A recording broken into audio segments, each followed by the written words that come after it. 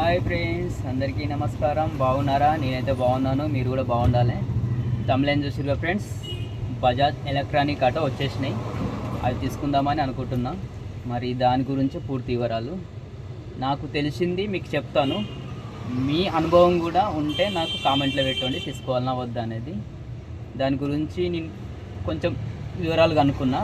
తెలిసిన అతను బజాజ్ ఎలక్ట్రానిక్ తెచ్చుకున్నాను. మొన్నటిదాకా హ్యాపీ బండి, మళ్ళీ వేరే కంపెనీ మహేంద్ర ఇలాంటివి వచ్చినాయి. అవి అమౌంట్ 250 280 అట్లా అన్నారు. దీని గురించి అడిగితే 380 అంట.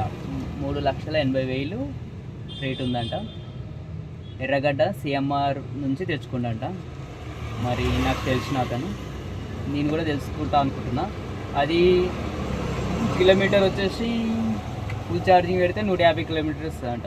పాతే కూడా అంతే ఇస్తాయి. ఇదేమైనా ఎక్కువ ఇస్తుందేమో అనుకున్నా, కానీ 150 కిలోమీటర్. మా ఊరికి వెళ్తే 200 కిలోమీటర్స్.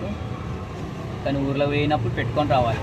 మళ్ళీ ఇంకో ప్రాబ్లం ఏంటంటే, ఊర్లో పోయినప్పుడు ఎప్పుడన్నా అక్కడ ఏదైనా మైనర్ రిపేర్ పెడితే దాని టోషన్ కట్టుకొని తీసుకురావాలి. ఇదైతే మనమైనా చేసుకోవచ్చు, వాళ్ళైనా చేస్తారు. బజాజ్ ఆటోలు చేస్తారు కాబట్టి, డీజిల్ ఆటోలు చేస్తారు కాబట్టి కొంచెం అనుభవం ఉంటుంది. ఈ ఎలక్ట్రానిక్ బండి గురించి నేను మొదటి నుంచి తీసుకోవాలనుకున్నా. ఎందుకు వెనకకి అవుతున్నా అంటే, ఊర్లో ఎప్పుడైనా మైనర్ బ్యాటరీలో అయితే ఛార్జింగ్ పెట్టుకోవచ్చు. ఏదైనా మిస్టేక్ అయితే దాన్ని టోషన్ కట్టుకొని సిటీ తీసుకురావాల్సి వస్తుంది షోరూమ్కి.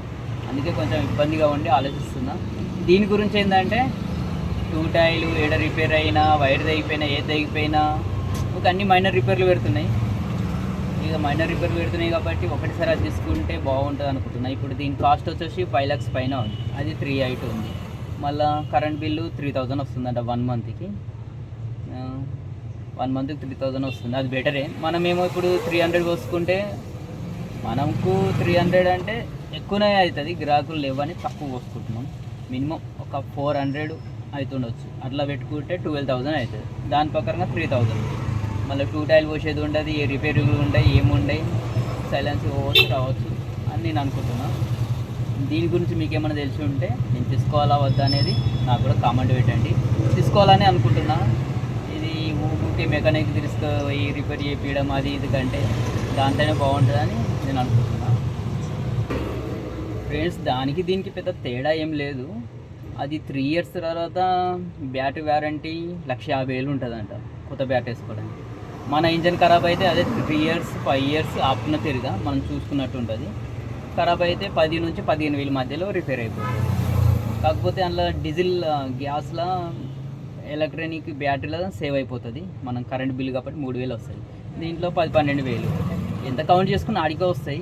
కాకపోతే ఇది ఊరికే రిపేర్ పెడుతుందని అంతే. మళ్ళీ ఒకటి ఏంటంటే, ఎవరు చూసినా ఎలక్ట్రానిక్ బండ్లే తీసుకుంటారు. ఎక్కడ చూసినా ఎలక్ట్రానిక్ బండ్లే కనబడుతున్నాయి. ఇది కనుక లేట్ చేస్తే మళ్ళీ దీని రేటు పడిపోతాయి. ఇప్పుడు మంచి రేటు ఉందంట, ఇప్పుడే అమ్మేసేయమంటారు. అమ్మేయాలంటే ఒక ఆలోచన, అమ్మేయకూడదు అంటే ఒక ఆలోచన. మళ్ళీ దీని రీసెల్లింగ్ ఉంది. దాని రీసెల్లింగ్ ఉంటుందా ఉండదో తెలియదు. కానీ తీసుకోవాలనుకుంటున్నా. తీసుకున్న తర్వాత అయితే ఫుల్ వీడియోస్ పెడతా. వీడియోని అసలు లైక్ చేయండి, షేర్ చేయండి, కామెంట్ పెట్టండి. Bye friends.